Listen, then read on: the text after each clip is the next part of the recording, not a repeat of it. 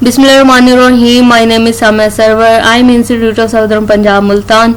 Today I am going to deliver a lecture on sleep and its disorders, which is related to neuropsychology. It takes only 10 to 15 minutes to complete a lecture. If you have any kind of question and query related to this topic, you may ask. I will be pleased to give you answers. So let's start.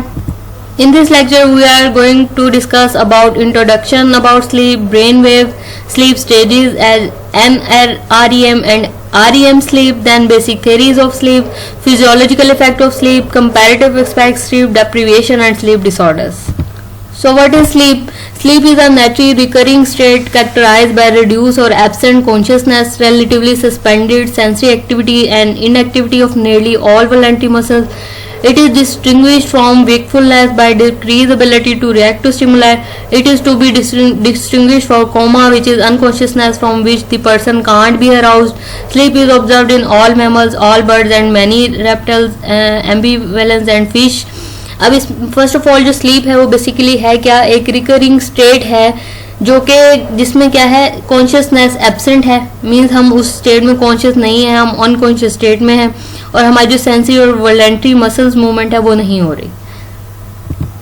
Then sleep stages and other characteristics of sleep are commonly assessed by polysomnography, is specialized sleep laboratory.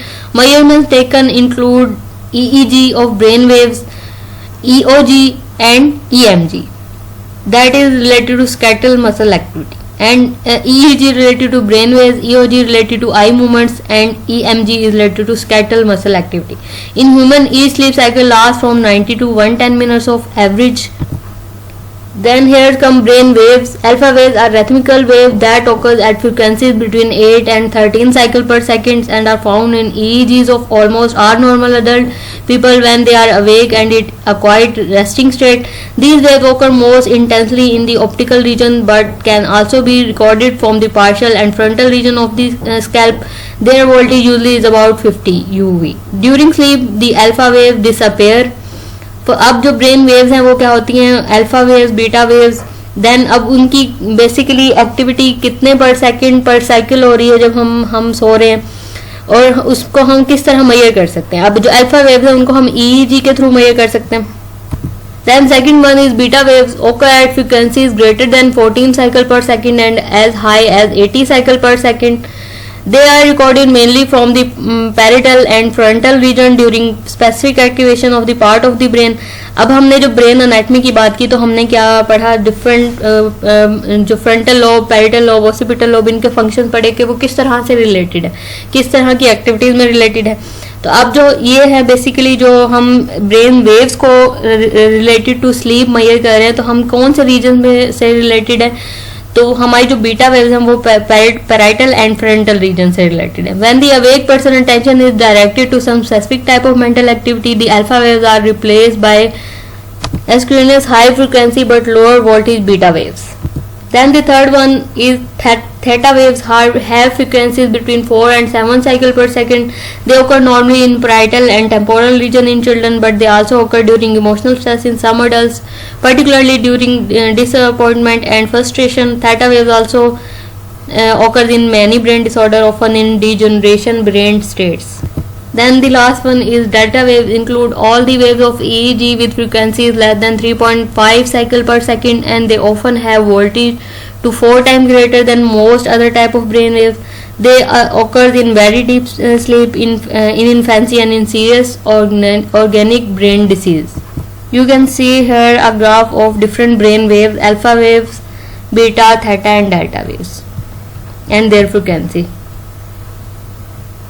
Here come sleep stages. In mammals and birds, sleep is divided into two broad types and categories: rapid eye movement and non-rapid eye movement, as related to REM and NREM, means rapid eye movement and non-rapid eye movement. Each type has a distinct set of associated physiological, neurological and psychological features. First of all, NREM means non-rapid eye movement sleep. Most sleep during each night is of NREM variety. This is deep restful sleep that the person experiences during the first hour of sleep after having been awake of many hours. अब हम जब सो रहे होते हैं तो उस time पे क्या है कि हम एक गहरी नींद में सो रहे हो, और एक में क्या हो रहा था, हमारी जो ब्रेन एक्टिविटी है, मतलब हमें पता चल रहा होता है कि हमारे आसपास क्या हो रहा है, या जिसमें हम ड्रीमिंग भी कर रहे होते हैं। तो जो नॉन आरएम स्लीप है वो जो हमारी डीप स्लीप है उससे रिलेटेड है। अब हमारी स्लीप में कुछ साइकिल जो है वो non RM mean non rapid eye movement sleep के होंगे और कुछ आरएम स्लीप के होंगे। This sleep is exceedingly restful and associated with decrease in both peripheral vascular tone and many other vegetative function of the body. There are 10 to 30 per second decreases in blood pressure, respiratory rate and basal metabolic rate. Although slow wave sleep is frequently called dreamless sleep, dreams and sometimes even nightmares occur during slow wave sleep. The difference between the dreams that occur in slow wave sleep and those that occur in REM sleep is that those of REM sleep are associated with more bodily muscle activity. The dreams of slow wave sleep usually are not remembered. अब कुछ ऐसे ख्वाब होते हैं जो कि हमें याद रह जाते हैं और कुछ जो है हम भूल जाते हैं। तो वो किस वजह से हो रहा होता है, हमारे स्लीप पैटर्न की वजह से हो रहा होता है कि हम किस स्लीप पैटर्न में उस ख्वाब को देख रहे हैं। मीन्स अगर हम डीप स्लीप में उसको देख रहे हैं तो वो बेसिकली हमें जो है याद नहीं रहते, लेकिन जब हम जो दूसरी स्टेट में देख रहे हैं, आरएम स्लीप में, रैपिड आई मूवमेंट में देख रहे हैं, तो उसमें क्या है कि हमें यूजुअली जो ड्रीम्स है वो याद रह जाते हैं। Then what is REM sleep, rapid eye movement? Rapid eye movement sleep or REM sleep accounts for 20 to 25% of total sleep time in most human adults. अब जो REM स्लीप है वो क्या है, 20 to 25% है टोटल जो आप जिस टाइम पे सो रहे हैं। The criteria of REM sleep include rapid eye movements as well as a rapid low voltage EEG. Most memorable dreaming occurs in this stage. अब मेमोरेबल ड्रीमिंग जो हो रही है REM स्लीप में हो रही है, जो हमें याद रह जाती है, और नॉन REM में जो हो रही है वो हमें क्या हो जाती है, भूल जाती है। हम कहते हैं कि हमने एक ख्वाब देखा था लेकिन हमें वो याद नहीं आ रहा बेसिकली उसमें क्या इवेंट हो रहा था या उसमें क्या हमने देखा था। At least in mammals and descending muscular atonia in sleep, such paralysis may be necessary to protect organism from self-damage through physical acting out signs that occur during this stage. In REM sleep, the person is even more difficult to arouse by sensory stimuli than during deep slow wave sleep, and yet people usually awaken spontaneously in morning during an episode of REM sleep. Muscle tone throughout the body is exceedingly depressed, indicating strong inhibition of spinal muscle control areas. Heart rate and respiratory rate usually become irregular, which is characteristics of the dream state. This type of sleep is also called paradoxical sleep because it is paradox that a person can still be asleep despite marked activity in the brain. In summary, REM sleep is a type of sleep in which the brain is quite active. However, the brain activity is not cancelled in the proper direction of the person to be fully aware of his or her surroundings, and therefore the person is truly asleep. अब REM और non REM sleep में क्या difference है कि जो एक तो हम ड्रीमिंग की बात की कि वो किस तरह से रिलेटेड है, और इसमें क्या है कि जब REM स्लीप है तो उसमें क्या है, हमारा ब्रेन एक्टिव है, हमारी जो बॉडी है वो रेस्टलेस है, मीन्स वो उसमें वो नहीं हो रही। लेकिन जो नॉन REM स्लीप है उसमें क्या है, हमारा जो ब्रेन है वो रेस्टलेस है और हमारी जो बॉडी है वो उस टाइम पे एक्टिव है। Here come hold by as कि हम एज के अकॉर्डिंग हम कितने घंटे की जो नींद हमें एवरेज चाहिए होती है। जो न्यू बॉर्न होते हैं वो अप टू 18 आवर्स जो है वो सोते हैं, और 1 to 12 मंथ्स के जो बेबीज होते हैं वो 14 to 18। देन 1 to 3 ईयर्स के जो है उनको कितनी नींद चाहिए होती है, 12 से 15 घंटे की। और जो 3 से 5 साल के जो बच्चे होते हैं उनको वो कितने घंटे उनका एवरेज नींद उनकी होती है 11 से 13 घंटे। और जो 5 to 12 ईयर्स के जो बच्चे होते हैं उनकी 9 to 11 घंटे की नींद होती है। देन एडोलेसेंट्स की 9 से 10 घंटे, एंड अडल्ट इंक्लूडिंग एडल्टली मीन जो अडल्ट हैं और एडल्टली पीपल है उनके लिए 7 से 8 घंटे की जो एवरेज नींद है वो काफ़ी होती है। और जो प्रेग्नेंट वुमेन है उनकी होती है 8+ मीन्स उस टाइम पे उनको ज़्यादा नींद चाहिए होती है। Here's some physiologic effect of sleep: wound healing, immune system, development of the brain, memory processing and preservation.